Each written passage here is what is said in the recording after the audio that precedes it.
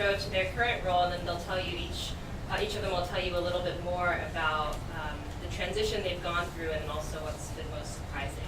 So Andy on the end is currently the co-founder at DoorDash, and Jerry, you all met already, is the VP at Houzz. Lee here is the VP and Head of Engineering at Line, and then Adam is the Head of Engineering VP at Robinhood. So just to start off the panel, why don't each of you say what the larger company you transitioned from, and then the smaller company and your role at each, and then also what was most surprising to you in the transition. We could start over here. Sure, I'll go first. Hi everybody, I'm Adam. I joined Robinhood as VP of Engineering. I left Facebook after 8 years there. So at Facebook I was Director of Engineering, responsible for a group of about 80 people. And I moved to Robinhood, and the engineering team is about 80 people. It's like 95. And I made this transition in June, so nothing I say tonight is definitive.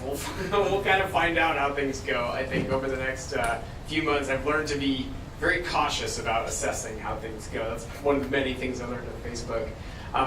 As far as surprises go, I think, for the biggest surprise for me has been really to figure out, to really feel how burned out I was at Facebook. I kind of had two roles at Facebook. I did like 2.5 years working on messages, and then I worked for like 5.5 years on front-end technologies. So my group did like React Native, GraphQL, all that stuff. And super fun, really interesting work. I feel like we really made a difference. But by the end of my time there, we were working on big projects that took a long time and things that were really hard to change. And I think maybe I lost sight of, maybe it was even time for someone else to like start driving these things forward. So, been the biggest surprise for me. Lee. Hi, my name is Lee Fang. I'm a head of engineer for Line. The current Line engineer team is 30 engineers. Before that, I was SVP and head of engineer for Pinterest. That team, when I left, is 600.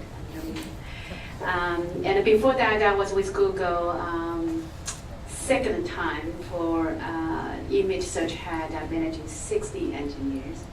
But before that, I was a VP for Baidu search, managing more than 1,000 engineers. So I have this sizing up and down, dramatic change in my life.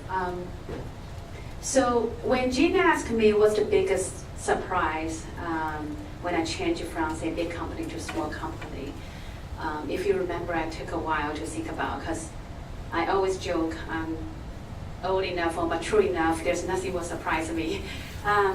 When I changed from Pinterest to Line, I won't say shocking, but still kind of surprised how basic or how rudimentary the whole system is. And then you realize what a true startup I jump into. So this is like the first month I'm with Line, so like Adam said, I'm still figuring out, but it's kind of both exciting and uncertain right now. Did you say figuring it out or freaking out? Both. So I'm Jerry. Prior to Houzz, I spent about 13 years at Google, roughly split half and half between building display ads infrastructure and developing the YouTube ad serving stack. And then prior to that, I worked at a very small startup called Applied Semantics, which was subsequently acquired by Google, and we had a product called AdSense, which eventually became Google AdSense. And so that startup was about 30 people, and then we had an 8-person engineering team. I was amongst the 8. So for me, I've kind of gone progressively up in terms of starting at a very small startup, kind of staying at Google for a long time, pre-IPO when it was still a relatively small company, and kind of leaving when it was a much larger organization, and seeing the transition and the evolution through. And then joining Houzz basically at a point where, at least when I left, I thought about what would make me happy, where I'm going to be most excited about. And there was a period of time at Google where I kind of knew everybody, or I could recognize everybody's face, and I knew all the developers on a particular project, even though there was lots of projects. And I felt like that was a very exciting time to work because everybody knows everybody. You can kind of huddle together as small teams. And so that's what I found at Houzz. And so that's why I ended up leaving, or joining Houzz, I should say. In terms of what I found most surprising, I was actually pleasantly surprised by to what extent, even though I was joining a much smaller company with a much smaller engineering team, the strength of the engineering team and how much that engineering team was able to accomplish relative to how many people it would take to do that at a much larger company. At the time that I joined, we had an infrastructure team that was maintaining all of our own infrastructure. We had a nascent marketplace team that was building out a fairly large marketplace that became a very large product over a short period of time, but that was done with a very, very small team. And there were also smaller teams focused on other verticals, and I was kind of impressed to what extent small companies are able to accomplish things. I came from a very small startup, which I felt like 8 people is not really enough to move the needle in a very meaningful way. But when you're looking at companies and you're hitting 30, 50, 100 people, that's just the right amount of people where you can really have some positive, meaningful impact. And you could do some major damage and get to 80%, 90% of where large companies are going to take a product and still be very competitive and in fact even more innovative in the marketplace. I guess my surprise was that a lot of the more established things that you would expect at larger organizations like continuous deployment, A/B testing frameworks, things in terms of continuous integration. So those things are a lot more rudimentary when you're joining smaller organizations. However, when I looked at it, I saw it as an opportunity to really build that stuff from the ground up. You can kind of re-envision it. You know how it's supposed to work and what the failings were. And so then you can really think about how would I do this thing from scratch, and then go and do it from scratch. And that's really what makes kind of smaller companies more exciting. Hey, I'm Andy. I'm the co-founders at DoorDash. So a little bit about the team. We have roughly 150 engineers today. And so I think the topic of transitioning from big companies to small companies. So a little bit about myself. So I don't have that much experience, quite frankly, at large companies. So I had 2 internships at Facebook. And one of them was actually when they went through the IPO, which was really cool. So after that, we actually founded the company DoorDash after my junior year at Stanford. And so that's kind of my experience with large companies and small companies. I think what I can say is what the value I got from those 6 months I got at Facebook. I think there's a couple of things. One of which is, I don't want to say the names of, well, I'll say the name of one team. So one team, really great experience, which was the ads team. And in hindsight, as an intern, I'm like, I didn't know the significance of ads to a company like Facebook. But in hindsight, like, of course they're going to have one of the best teams in the company. And so a lot of those people I work with are still there today or have gone to have really awesome careers. And that was like a huge motivation for me to go back. The second summer I joined the team whose name I will not say. It was like black and white. It was a bad experience. After my internship, actually almost, I don't want to say almost everybody, but like probably half of the team had left before the end of the calendar year. So a big learning I had is, one, at a big company, a lot of times there are things out of your control depending on the people you end up working with. But the second thing, kind of relates to the point you said, is you get to see how a lot of things work well at a big company. And so for me, a lot of how I've been able to try to learn and scale how we do engineering, how we build engineering at DoorDash has been, hey, I know this works well at this data point I had a long time ago, so I know we can do it in a way that's similar, or we can even do it in a way that's better. And so that's been really awesome to see, and I've had a very unique experience of kind of seeing us go from myself to 150 engineers, and there's a lot of interesting things maybe I can talk about individually or in this conversation about. But I would say one thing that's really awesome about joining a smaller company that I tell people, and I'm really gratifying to see, is when you join a smaller company, you literally are influencing how the team works, what the culture is like, and how things get done in a much bigger way than before. For example, if you join, and you can literally help define what our interview process looks like. You can literally define how do we think about, like you said, our continuous deploy process. And so I think at a much larger company, a lot of those things are kind of decided already. But a smaller company, you literally can literally change the trajectory of what the business is going to look like, which is really cool. So Jerry, you spent 13 years at Google before making the switch to Houzz and other companies about 2 years ago. What would you say working at Google did not prepare you for? So I think that I was somewhat surprised in terms of how effective you can be without having a lot of overhead. So I think one of the things that working at large companies is that decision making is very distributed. And so you end up having a lot of design or decide by committee. And so a lot of your time is actually spent building consensus, right? And there was a point in time at Google where I kind of presented directly to Larry and Sergey, and you had that interaction and you can kind of make your case directly. And then as the company grew larger, you end up in a situation where there's multiple levels of gatekeepers that you have to go through, and then you have to convince every set of individuals that what you're trying to do is the right direction, it's the right thing strategically, it's the right thing technologically. And so especially I think at larger organizations, groupthink and design by committee and kind of collaborative decision making is the status quo. Joining a smaller organization, I quickly realized that because there are far fewer people, you can actually make decisions very, very quickly. And you can also fail and iterate. You can try something quickly, and if it doesn't work out, you can just try it again. You spend more time doing things than talking about doing things. And I think in that regard, I was pleasantly surprised how even large decisions that you have to make, when you think about the product cycles or the business cycles at large organizations, a large percentage of your time is spent planning and convincing, whereas at a smaller organization, you can just do it. And if you fail, that's okay. At least you learned something, or you learned that this particular path doesn't work, so we're going to try a different one. And then we're going to keep trying and trying and trying until we find the one that does work. And that's really empowering, because then you feel like you're constantly moving and you're agile and you're not being constricted. Thanks. And Adam, you spent about 8 years at Facebook before moving to VPN, Jet, Robinhood. What would you say was the roughest part of the transition, or the part that required the most learning curve? Boy, it's been pretty good. I think the big difference between my role now and my role at Facebook is that I have much more exposure to the business and the product than I did for a really long time. So I got really used to building a product that was by developers for developers, and we could just do whatever we wanted to do.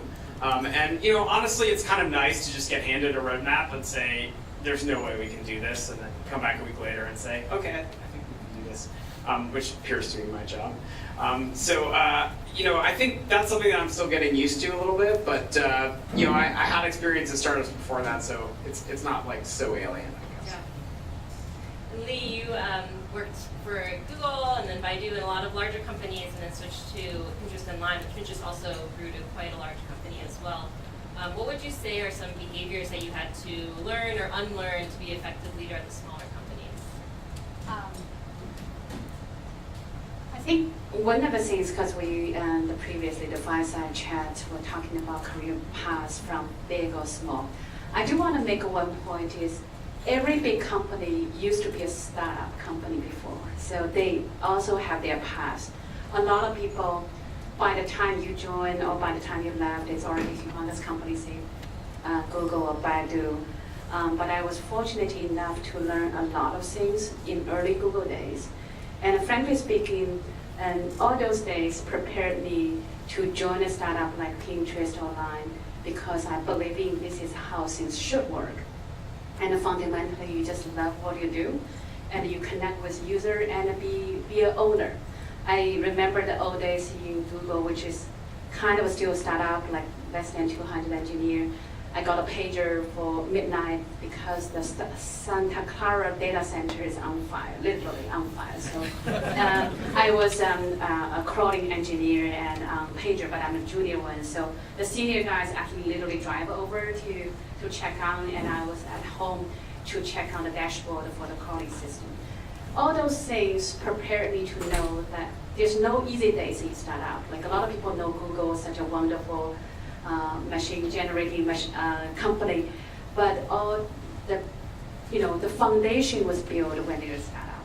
And the things I'm excited about Pinterest or Lime is I can utilize what I learned from Google, and all those things prepared me to be who I am now, and I can help those companies. And I want to say the things I attract me to the startup and which learned or unlearned. I purposely choose Lime, for example, to be in a different space. Because in Google, Pinterest, Baidu, it's all digital media, digital ads. It's all online life, and it gives you a lot of convenience online.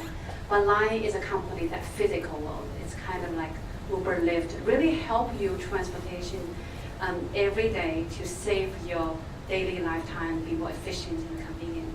And somehow I feel this is a space I haven't been into.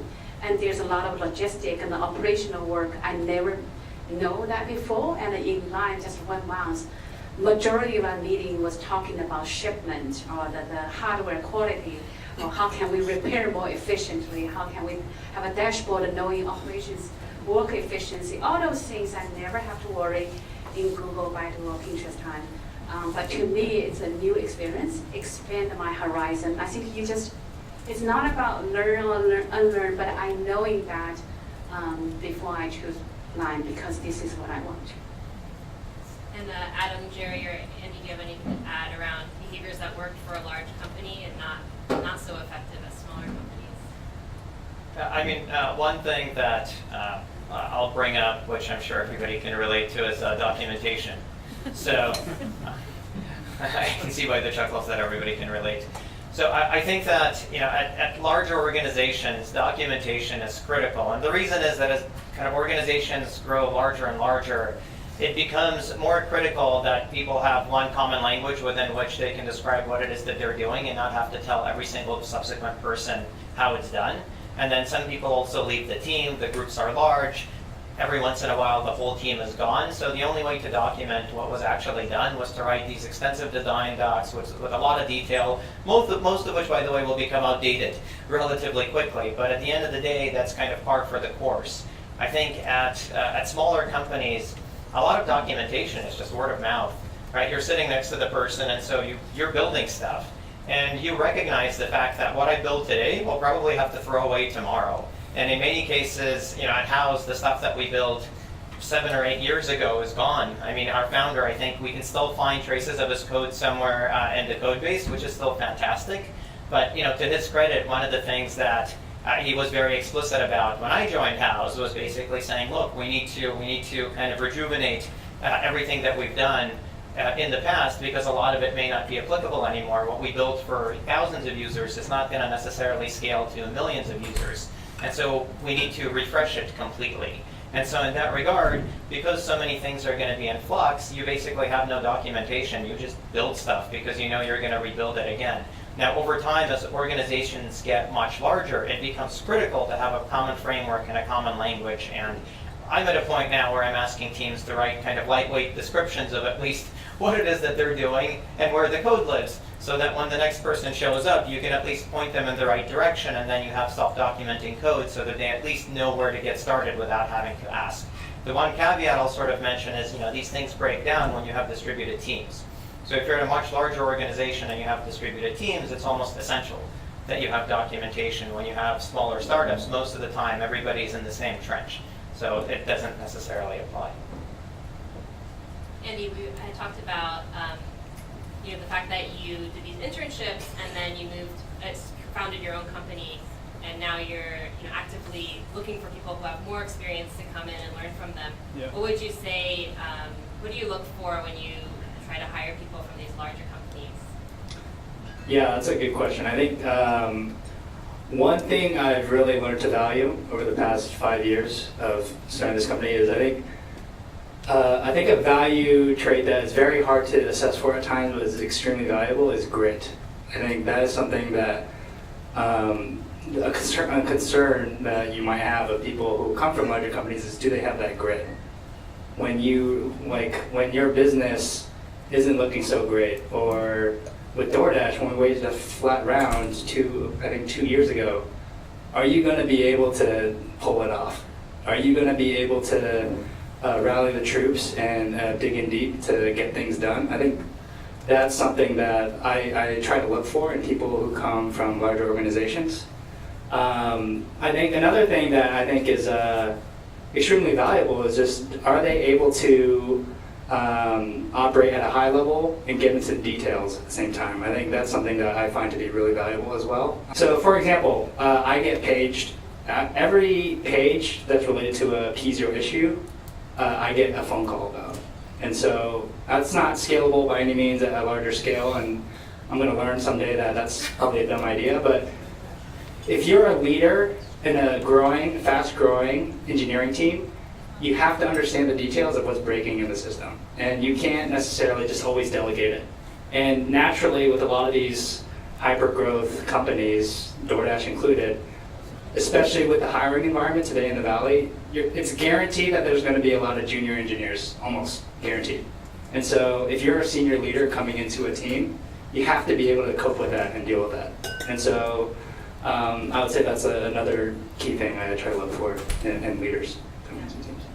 Is there anything else that the rest of you look for when you interview people coming from larger companies? So one thing that actually resonated with me recently, and I guess it was a Jeff Bezos interview, and he kind of mentioned that one of the things he looks for in intelligent people is transitory thought processes, people actually being willing to change their mind, right, or evolve their thought. And I resonate with that a lot, because a lot of times you look at people, or you assume that trust is based on consistency, and a lot of times it is. But at the same time, technology is constantly changing, and then the business is constantly changing. One of the things I learned from kind of moving to a larger organization to Houzz is that when you're competing as a startup in the marketplace, you have to move quickly. And you look at one business model, and maybe you have a great one, and we have one that I think works really well. And then in other instances, you're trying out different business models, and sometimes they succeed, and sometimes they don't succeed. And so you need to be willing to change your mind, or you need to be willing to be persuaded. And so when I kind of interview people, I basically look at, I want to appreciate the person that's coming in and the experiences that they've had, but I want them to be flexible. I don't necessarily want to take somebody from Facebook, just kind of to pick an example since I worked at Google, and have them come in and basically say, this is the way that we did it at Facebook, you guys are doing it differently, this works there, therefore we should apply it here, right? It may be the case, but more often than not, you have to think about, how do I adapt what it is that I learned at other organizations that might be successful into an environment that I'm actually entering into, right? Whether that's substantially smaller or that's more moderate. And then looking for people that are able to do that also means these people are adaptable. These are going to be people that are going to be scrappy. These are people that are going to take something, they're going to try it and fail and try it and fail it again. And then that's what I really want for people that are joining startups, is kind of to your point, these people have grit, right? They're willing to fail and they're willing to try. So people that join from much larger organizations where your job is to kind of move something from point A to point B, and then your job next year is just to do that at a much larger scale, it's going to be much harder to work in a startup environment where things are constantly changing. When I was at a very, very small startup and we had 8 people, I was the C++ developer and the Java developer and the API developer and the database administrator and kind of writing stored procedures, and it's kind of, you do whatever is necessary. At the end of the day, if nobody else is doing that job, that means that job is yours to own. And so kind of finding people that have that ownership mentality for startups, I think, is critical. Jerry, how do you test flexibility during an interview? So I think you can challenge people. One is, if you're asking people to solve technical problems, you can kind of see whether they've seen this problem before and to what extent they have a cookie-cutter approach. And then if you're reactive in the interview, you'll take the problem and you'll add some sort of a twist to it, right? Maybe something that's unexpected, or even something that's completely irrational, or something that's not even doable. And then you assess, how is somebody going to react? Are they going to fail? Or are they going to try to dig themselves out, so to speak, right? And you evaluate the thought process. I care much less about whether somebody has the right solution or the wrong solution, but kind of what is the thought process for them to get to that solution. And then if I give them hints, how much of it are they picking up on? If they're going the wrong direction, that's okay, but if I throw enough hints out, and they have this aha moment and they're able to take a left or right turn and then follow through, that's as good to me, if not better, than somebody who's seen the problem before that just knocks it out of the ballpark, but they haven't really done anything novel, right? Switching gears a little bit, Lee and Adam, you're both relatively just a few months into your new roles, or even a month. What would you say is something that you're still in the middle of figuring out? I'm in the middle of figuring out a lot of things. I'm in the middle of figuring out what I'm figuring out. Yeah. I was thinking about this. Do you want to think about that for? Yeah. Okay. Go ahead. So while I guess the last question was about hiring people from big companies, and I'm still trying to figure out how much we want to do that at Robinhood. Honestly, when we look at like importing a senior manager or director from a place like Facebook or Google, first issue that we have is like we don't have a 30-person team for someone to just come in and take over. Realistically, they'll probably just have to row for a little while and write diffs and just be an engineer before we even really understand well enough like what team, before we even grow to the point where they'd have a team to take on. So that's something that I'm trying to figure out is like what mix we want of imported senior leadership and homegrown talent we want, and exactly how we're going to do that. Thank you for giving me time and space to think about it. Yeah. So one thing I'm trying to figure out, and I think it's really a balance between speed and hassling versus scalable or in a more solid way to build systems. Lime, as I said, is an extremely fast-growing company, and in some way, the team did a fantastic job of building the system in such a speed that in some way I would say scrappy way.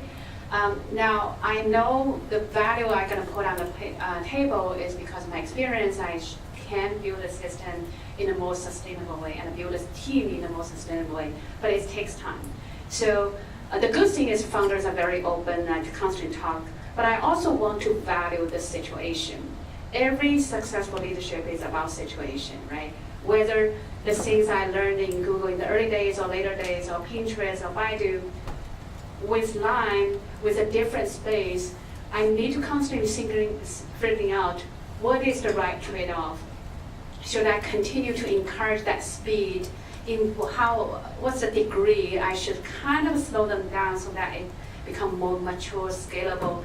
But it's a constant debate in my mind, like what is the right trade-off? Because what makes Lime so far so successful is the speed and the scrappiness.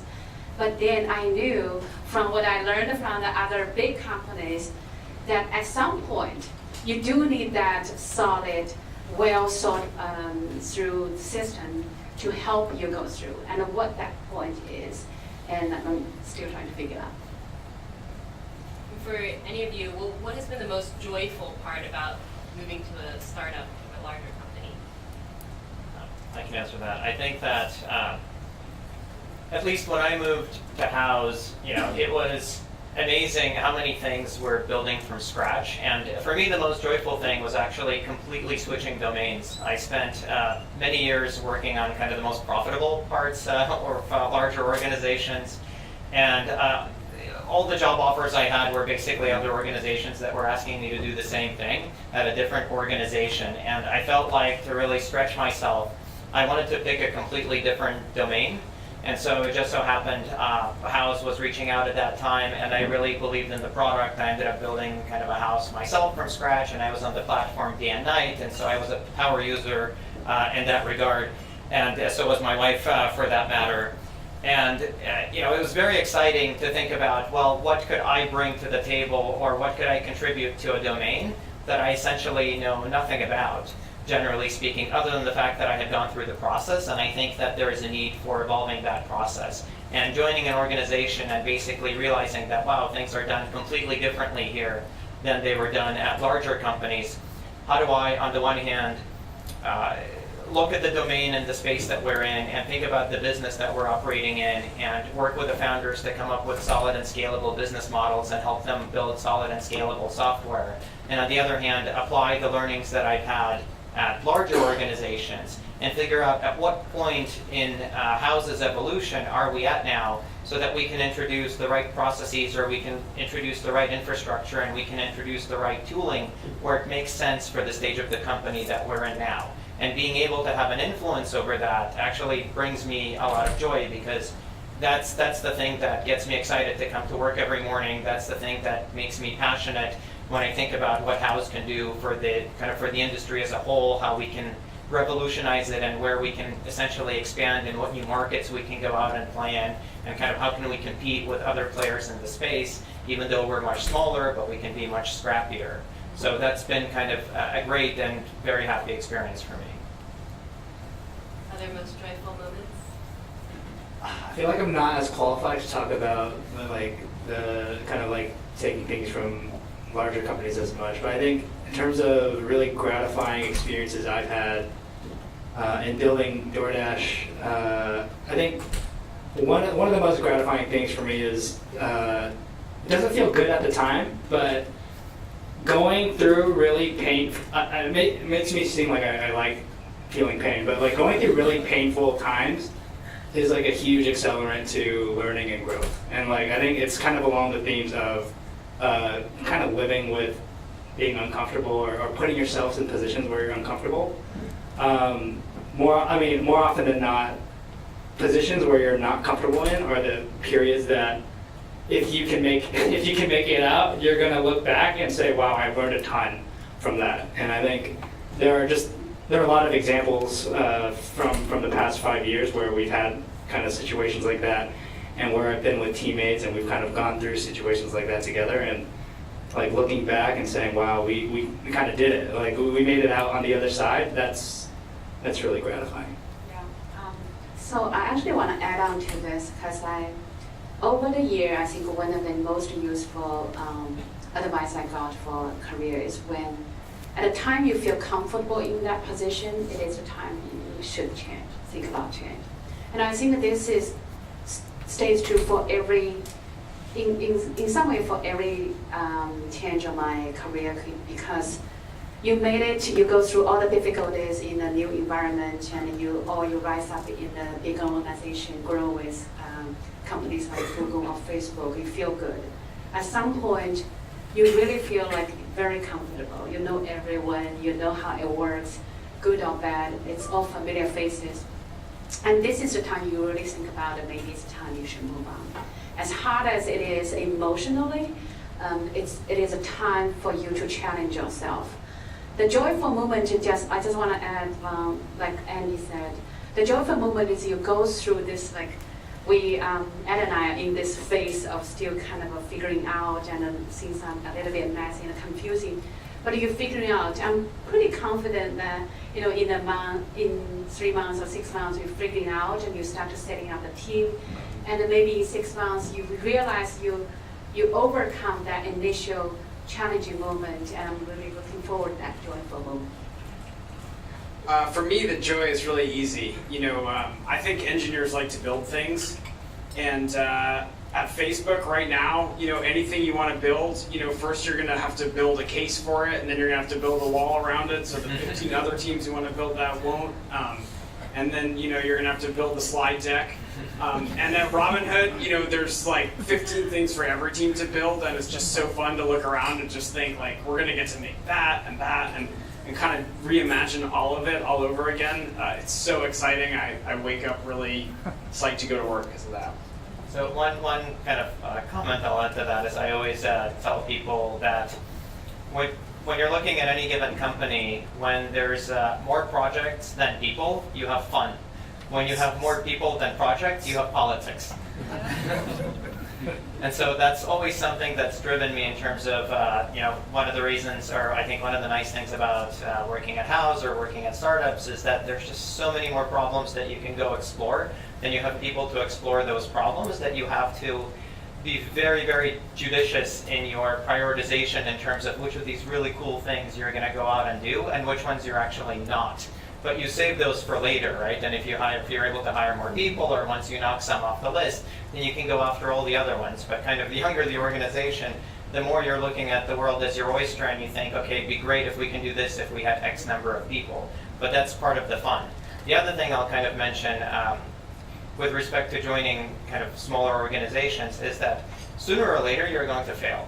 And I think any company that eventually became super successful, either the founders or the company itself stumbled in some area or at some point. And that stumbling experience is actually very humbling, right? Because generally speaking, if you're a founder of an organization, or kind of for all of you guys that are leads, you kind of get accustomed to success because you have academic success and then you end up doing well in school, etc. And for me, one of the most humbling experiences, or what taught me to deal with failure, was, I still remember, I think it was in 7th grade, I was studying for some test, and I thought it was the end of the world if I didn't get an A on it, and I ended up getting a B+, and I thought my life was going to end. And when it didn't, I kind of think about that every single time. I realized, well, so what, right? Life moved on, and you did just fine at the end of the day. And the same thing within your career or within your projects, or if you're doing a startup or one after the other, sooner or later everybody fails. And the quicker you learn to just adapt to failure, or just it's part of life, right? You just walk past it and move on. The more agile and the more adaptable and kind of the more resilient you're going to be to anything that gets thrown at you, including if you have kind of rounds at the same, or down rounds, or if you have rounds at the same valuation at some point in the future. These are all stumbling blocks. You learn from them, you get stronger, they teach you something in the process. And I think at larger organizations, it's just much harder to learn those lessons. At smaller organizations, you're going to learn them much more often and much more quickly. And that's, from a kind of long-term career perspective, actually very valuable. So we just have a few more minutes to close out the panel. I'm hoping each of you could share, what's the one piece of advice you would give to someone who's either considering transitioning to a startup or has just made that transition? So let me start, because I'm literally spend more than a half a day interviewing people these days. Because one of the key questions I always ask is, what's your motivation? Everyone knows, but I will ask the situation, commute, family, mortgage, or whatever. Because I think don't think your career goal will not change. And in fact, in every different stage of your life, your career goal will change. And sometimes you do need money, and sometimes you do need to have a work-life balance. Sometimes you can go all in and just go work for passion. Sometimes you want to have a bigger scope, become a manager. Sometimes you want to get into, say, machine learning domain and go deeper. It's all different goal, and don't think that will not change. And some people always feel, is it right to think about money? I'm like, it's perfect right if you have two mortgages to pay. So I want to understand, and I want to encourage every candidate to understand your motivation and your goal in your life for these 2 years. I don't ask a lot. Don't make it like a permanent goal or something. For these 2 years, can you commit this kind of a high-risk, high-reward environment, knowing that even if you fail, you will get the invaluable experience you will carry forward, and also knowing that you are betting, but there's a chance, and whether that chance is high or not depends on everyone. And I will say this is both a logical and an emotional decision, so you have to understand that. Boy, I don't really have any advice. I'm really hesitant to give people advice because I like to test things for 2 to 7 years before I really lock them in. I've just seen too many things where you're like, we did it, and then you realize God damn, that caused another problem. So higher order components in React, for instance. Anyway, the thing that I would say is that, for me, when I was thinking of changing things at Facebook, the first thing I thought was that I would look around and kind of take another job at Facebook. Then I sort of realized, boy, I should look around outside too if I'm doing that. So there was this gradual process where I kind of widened what I was looking for. But the thing that really happened to me during that process was that I realized that there were a lot of things in my life that were stuck. And my best example for this is that I was like, yeah, I'm going to quit Facebook and get a new job and walk the dog every day. And then I realized, that is a total non sequitur. I could walk the dog every day while I work at Facebook. That has nothing to do with anything. So I started walking the dog every day, and that was great. I got exercise, the dog was happier, and I realized that There were a lot of things in my life that I was kind of holding on to, and things that I could change that had nothing to do with my job. So I really think like, where you work is like, it can be a reflection of like the progression in your life. It doesn't have to define it. I guess one thing I'll mention is I find it very healthy, and one thing I tell people is whether they come and work at Houzz, if they're interviewing at Houzz, or they go work somewhere else, it's always healthy for people at some point in their lives to work at a startup or to work at a smaller company and have that experience. I mean, in general, it's good to have experience across the board, because then you can appreciate really the differences. Because if you're a new grad and you ended up joining Facebook at Google kind of in the early days, you have a very different and perverted perspective of what work was like in Silicon Valley than 10 years later, where every company was basically doing the same thing and essentially followed suit, right, and tried to replicate the same perks. And so having that experience was very useful. If you ended up kind of working at, I don't want to pick at any particular large company, but there's no shortage of them out there, you have a different perspective in terms of what a work environment is like. And so having that moderation in terms of this is what a large company life is like and this is what a small company or a startup life is like is very important. And I think it's actually very difficult for new grads when they're straight out of school, if they haven't had any internship experience, to appreciate that distinction. And one of the things I tell them is, look, if you go and join a large company, you'll probably be okay. If you join a successful large company, you'll do better than okay, but you're going to be a cog in a wheel, and it's just, maybe the wheel will be different, or maybe the wheel will be bigger, maybe it's smaller, but at the end of the day, conceptually, you have the same thing. If you go and join a small company, you're going to end up having to do a lot of things that you're probably ill-equipped for. And that's what's going to make you stronger, and that's what's actually going to make you learn, because you're going to be the person that's responsible for these things. Very often, at least kind of within Houzz, we've had people that have built major features within the product or within the platform. They can go home and tell their friends and family, I did this, right? I developed it, and they can feel personal pride from having done that, as opposed to being part of a multi-hundred or multi-thousand person team that improved some particular metric by 0.2%, which in and of itself is definitely an accomplishment when you multiply it out by a large enough n. But it doesn't have nearly the personal satisfaction that's something that you can touch or something that you can point to. Yeah, there are a couple of things I think about when telling people about how to decide what startup. First of all, should you go to a startup? And then second of all, which one you should go to? I think Lee touched upon a lot of great points around, you need to know what you're getting yourself into. I think sometimes, and granted the environment, I think a lot of people, given how many opportunities out there, they want the risk, but they also want the certainty. And so you have to realize when you're jumping into an opportunity like this, you can't have your cake and eat it too.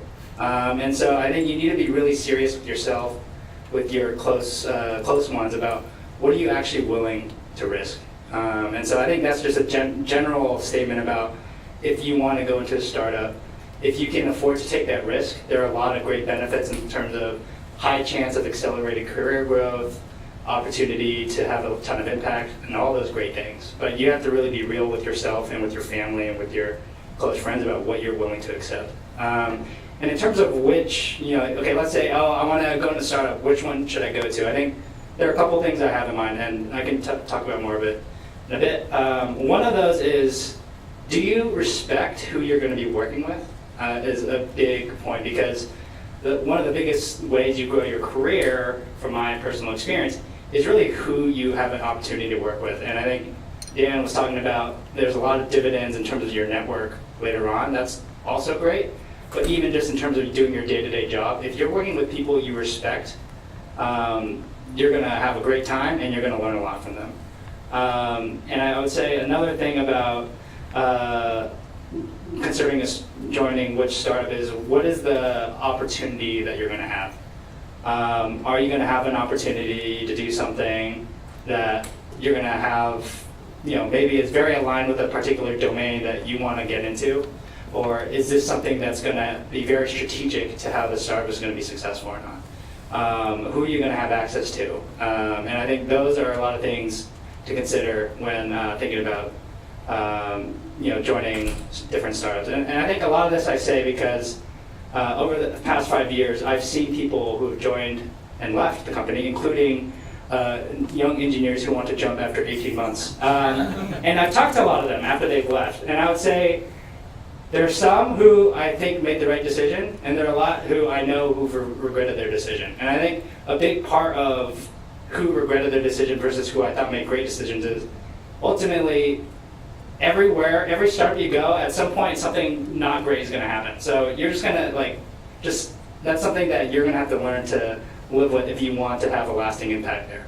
But the part that is important is making sure that you appreciate, hey, do I really respect who I'm working with, and do I feel like I have a great relationship with them, and do I have access to people who are going to make sure that I'm always directed to having the highest amount of impact possible. And so I think that those two things, I think you should really consider for yourself when you think about, hey, which startup opportunity should I join? Because those things are really important. I guess there's a bunch of questions that are getting unanswered. Do you mind if I kind of tackle the top one? So I wanted to kind of briefly touch base on what can you do for yourself to maximize your value. And actually, this is something that's not just applicable at a startup, it's applicable everywhere. But at the end of the day, it's actually most meaningful at a startup, because I think the answer to that is just get stuff done, right? The thing that I think any startup will appreciate the most is people that will move the needle, whatever that happens to be. If there's a problem and you're the guy that or the girl that kind of throws themselves at that particular problem and goes out and solves it, that's the kind of the most important thing you can do for a startup, because there's tons of problems that any startup needs to solve, and then the people that go out and really tackle them and move the needle are really building themselves up, right? You're really increasing your own value for the organization, whether you're an engineer or you're a manager or you're a director or you're a VP or even a founder for that matter. At the end of the day, startups win because they move. And in order for moving, you have to get stuff done, and the faster that you can do that, the better. Thank you so much. So it's been an honor to facilitate and moderate this panel. As Jerry mentioned, Edmund and I run a leadership development company for engineers called Co-Leadership. One of our dreams is to really bridge the gap between where engineers are and more fulfilling lives and careers that they dream of. So it's been really inspiring to hear all of your journeys and to share your stories with everyone. Thank you. Thank you.